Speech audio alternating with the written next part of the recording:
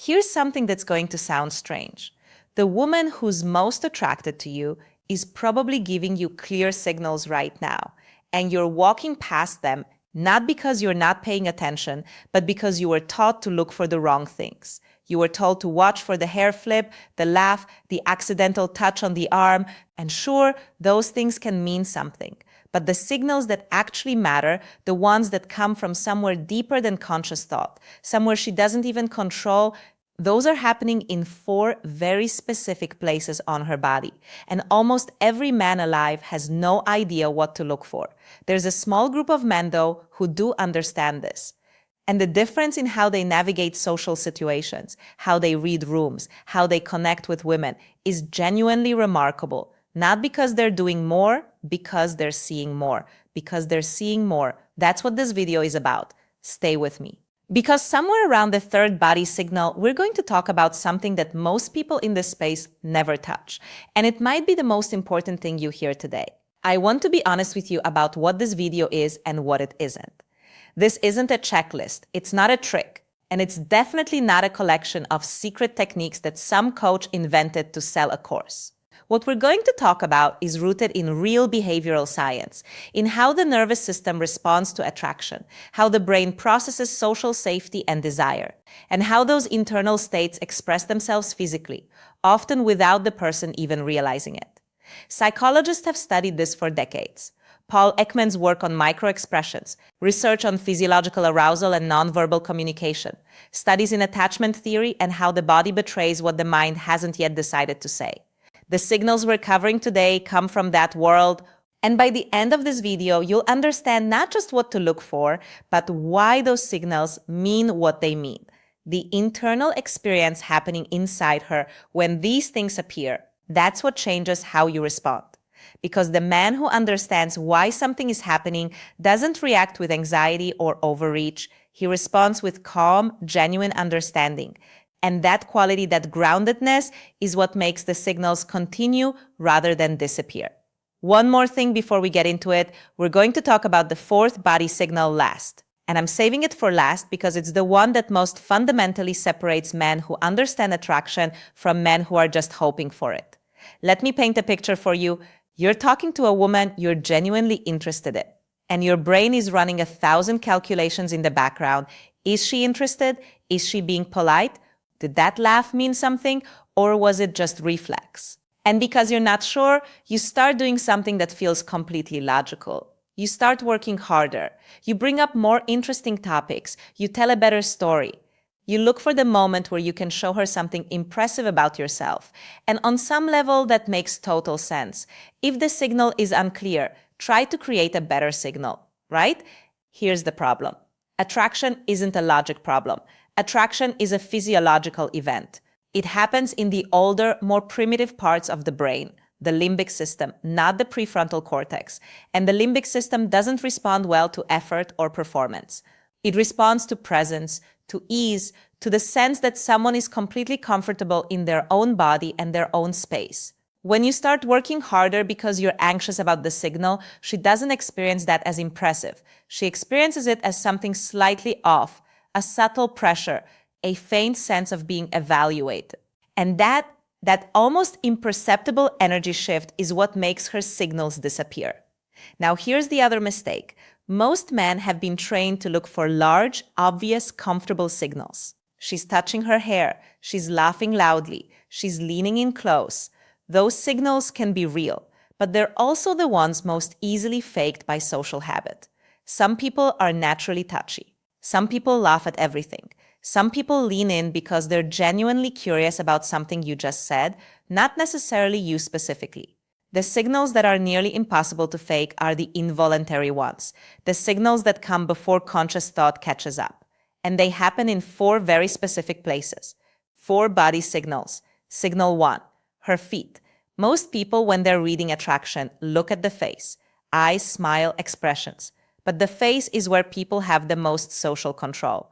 The face is where we perform. The face is where we've been trained, since childhood, to manage what other people see. The feet are the last place we think to manage. And that's exactly why they're so honest. There's a well-established principle in behavioral psychology particularly in the work of researchers like Joe Navarro, who spent decades studying human behavior for the FBI, that the feet and lower body are the most reliable indicators of where someone's attention and interest actually are. The basic idea is this: when we feel comfortable and drawn towards something, our body unconsciously orients toward it, including our feet. So pay attention to this. If you're standing in a group talking and her feet are pointed toward you while her body is partially turned away, that's a meaningful signal. Her conscious attention may be distributed across the group, but her subconscious self is pointing directly at you. If she's seated and you notice that her feet have shifted toward you over the course of the conversation, that's orientation that happened without her deciding to do it. The inverse is also true and worth knowing. When someone wants to leave a conversation, the feet often start pointing toward the nearest exit long before the person says anything or consciously decides to go. The internal experience here is simple. Attraction creates a pull, and the body follows a pull before the mind gives it permission. What this should change for you: don't spend all your energy trying to read her face for approval. Glance down occasionally. Not obviously, just naturally, the way your eyes move in any conversation. If her feet are with you, she's with you even when her face is neutral or composed. Signal 2. Her neck and throat hear something about the human nervous system that most people never learn. The neck is one of the most physiologically vulnerable parts of the body. It's where major arteries run close to the surface, where the windpipe is exposed. In terms of our evolutionary wiring, exposing the neck is something the body resists when it senses threat or discomfort. And it's something the body does naturally, involuntarily, when it feels safe. So here's what to watch for. When a woman is comfortable with you, genuinely comfortable, not performing comfort, she may tilt her head slightly to one side. This exposes the neck. It's not dramatic, it's subtle. It might look like she's just thinking or listening carefully, but the tilt itself is a parasympathetic nervous system response. It means the threat response has quieted down. The body is relaxed. You'll also sometimes notice what's called a self-touch at the neck. She touches the base of her throat lightly or runs a finger along her collarbone. Again, this is often unconscious. It's a self-soothing gesture, but not from anxiety, from a kind of internal heightening. A faint awareness of her own body in the moment.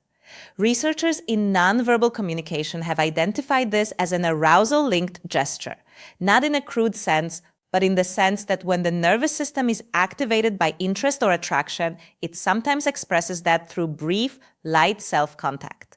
There's also the physiological side. When someone experiences attraction or emotional excitement, blood flow changes. You might notice the faintest flush at the throat or chest. This is entirely involuntary. The body cannot be coached on this one. What this should change for you: if you notice a subtle head tilt and relaxed neck posture during your conversation, you're not just holding her attention, you're making her feel safe. And safety is the foundation of attraction in ways that most people radically underestimate. Don't push through that moment. Slow down, match her calm with your own. Let the conversation breathe. Signal 3. Her hands and wrists. Let me ask you something. Have you ever been talking to someone and noticed that at some point they started moving their hands more, gesturing, reaching out toward objects near you, touching things on the table between you? Or maybe the opposite, pulling inward, arms close, hands still or hidden. The hands are expressive instruments. They're connected to the emotional centers of the brain in complex ways. When we feel flat, disengaged, or uncomfortable, the hands tend to close in. When we're animated, engaged, or open, they open outward. But the wrist specifically is interesting. The inner wrist, the underside, is another point of physiological vulnerability, much like the neck. And there's documented behavioral research suggesting that when a woman is in a positive emotional state around someone she finds interesting, she may subtly expose the inner wrist. It might happen when she reaches for her drink, when she rests her hand on the table with the palm partially upward, when she gestures and the underside of her wrist faces you. This isn't a conscious move, it's the body's way of expressing openness rather than guarding. You'll also want to notice if her hands move toward the shared space between you, the table, an object near you, anything that exists in the physical zone you both occupy. People unconsciously reach toward what they're interested in. Movement toward your space is a mild form of approach behavior.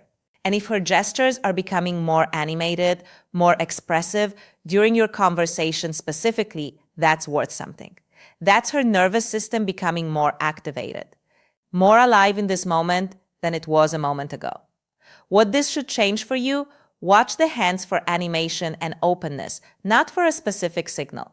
You're looking for the general quality of expansion versus contraction. Is she becoming more open in her body over the course of this conversation, or are her arms crossing, her hands pulling in? Expansion is a yes, not just from her, from any human being toward anything they're drawn to. Signal for her eyes, specifically the pupils. Okay, we've arrived at the fourth one. And I want you to stay with me here because this goes deeper than the others, not just in terms of the science, but in terms of what it means for how you show up, the pupils. You may have heard somewhere that pupils dilate when someone is attracted to you, and that's true. But I want to explain why, because the why changes everything. The pupil is controlled by the autonomic nervous system, the part of the nervous system that governs things you cannot voluntarily control. Breathing, heart rate, digestion, arousal. When you experience interest, excitement, attraction, when the brain is engaged by something it finds rewarding, the pupils dilate. They open wider to take in more light, more information. It's a physiological sign of heightened engagement. Research published in peer-reviewed journals has consistently shown a correlation between pupil dilation and positive emotional arousal. This isn't contested science. The body opens itself up toward what it finds valuable. Now, here's the part that most people miss entirely. Pupils also dilate when they look at someone whose own pupils are dilated. Read that again. There is a documented feedback loop in human physiological arousal. When you make eye contact with someone whose pupils are wide open, whose nervous system is lit up and engaged, your own nervous system begins to respond in kind. This is called limbic resonance. The emotional brains of two people in close proximity begin to sync. This is part of why being around someone who is calm makes you feel calmer. Why being around someone who is genuinely present makes you feel more present. And it's why the most important thing you can bring to any interaction with a woman you're interested in is your own regulated, open, present state. Because if your nervous system is anxious, scanning for approval, running on performance energy, her nervous system feels that. It contracts in response. But if your nervous system is settled, genuinely curious, calm, hers begins to sync with that. And that's when the signals appear. Not because you did something clever, but because the emotional environment you created made it safe for them to emerge. This is the thing almost nobody in this space talks about. Most content is about what to do, but the deepest truth in attraction psychology is that what you are in the moment, your internal state, your level of presence, your degree of self-groundedness is what determines whether any of these signals appear at all. Pupils don't lie, and neither does the system they belong to. So how do you actually use this? First, let me tell you what you don't do. You don't stand there mentally cataloging body parts. You don't turn this into a checklist. The moment you're in your head evaluating signals, you've stepped out of presence, and presence is the very thing that creates the signals. Here's what you actually do. You practice expanding your awareness rather than narrowing it. In a conversation, most people have a very narrow focal point. They're thinking about what to say next, they're monitoring how they're coming across, they're analyzing the other person's face for reactions. What you're training yourself to do is develop peripheral emotional awareness, a kind of relaxed, soft attention that takes in more of the person without fixating on any one thing. The way you do this is by doing less in conversation, not more. Ask one good question, then genuinely listen. Not to formulate your response, to actually hear what she's saying. Let there be a beat after she finishes, before you respond, not artificially. Just naturally, the way you'd pause if you were actually thinking about what she said. Notice what changes in her when you do that. When someone actually listens, not politely listens, but genuinely receives what you're saying, the body responds, shoulders drop slightly, the breath slows, the eyes soften. That's the beginning of the signals we've talked about. You'll also want to practice noticing feet and body orientation without making it weird or obvious. This becomes natural with time. You're not staring at her feet, you're just taking in the whole person rather than just the face. It becomes a habit of broader attention. Here's a phrase worth sitting with. When you feel the urge to prove something in a conversation, notice that urge and let it pass. The instinct to prove is the instinct to perform, and performance costs you presence. You don't need to prove anything. Your job is just to be honest, genuinely interested, and completely at ease with however this unfolds. That's not passive. That's actually a very powerful way to be. A real-world example. Imagine you're at a gathering. You find yourself talking to a woman you're interested in. The conversation is going fine, pleasant, but neither of you is particularly lit up. Most men at this point try to inject energy into the conversation. They try to be more interesting.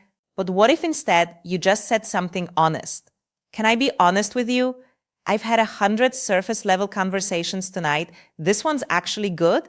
What were we talking about before we got sidetracked? That's not a line. It's a true expression of being genuinely engaged. And the effect of that kind of honesty, real, unguarded, not performed, is almost always to create an immediate shift in the quality of the interaction. You'll see it in the way her eyes change, in the way her body reorients, in that small, uncontrolled moment of something genuine appearing on her face. Those are the signals, not because you said the right thing, because you were real. If what we've talked about today resonates with you, if you found yourself nodding at some point or recognizing something you felt but never had words for, I'd encourage you to sit with it for a while before you try to apply it. This isn't a skill you install and deploy. It's a way of being that develops over time as you become more comfortable with yourself, more at ease in ambiguity, more genuinely curious about other people. I've put together something that goes deeper into this, specifically around the concept of regulated presence and how it changes the entire dynamic of early attraction. If you're interested in that, you'll find a link in the description below. It's not a sales pitch, it's just more of what we've been doing here. And if you're someone who wants to think through a specific situation or dynamic you're navigating, the comments are open. I rate them. The questions people bring are often the best source of future content for this channel. Let me leave you with this. Everything we've talked about today, the feet, the neck, the hands, the eyes, none of it is a trick. None of it is a technique. What it is a map of what's happening inside another human being when they're beginning to feel something real. And the reason most men miss these signals isn't because they're not smart enough to notice them, it's because they're too busy broadcasting to receive. They're in performance mode, trying to be impressive, trying to say the right thing, trying to manufacture an outcome. And the great irony is that all of that effort is exactly what blocks the connection they're reaching for. The men who tend to have the most genuine, effortless experiences with women are often the ones doing the least in an obvious way. They're not strategizing. They're not managing impressions. They're just there, fully, calmly, interested without being desperate, present without being intense, and from that place, they notice things. A foot that shifted, a head that tilted, a glance that lasted just slightly longer than it needed to. Not because they're trying to catch signals, but because when you're truly present with someone, everything becomes more visible. Attraction was never really about what you say or what you do. It's about who you are when the performance stops. That's what her body is responding to, and that's what's worth developing. If this gave you something to think about, even one idea that shifted something, consider subscribing, not because the algorithm needs it, though it helps, but because this channel is for men who want to understand people, not just impress them. And there's a lot more of this kind of conversation coming. Drop a comment below. Tell me which of the 4 signals surprised you the most. Or tell me about a situation you've been trying to make sense of. Genuine questions get genuine answers. See you in the next one.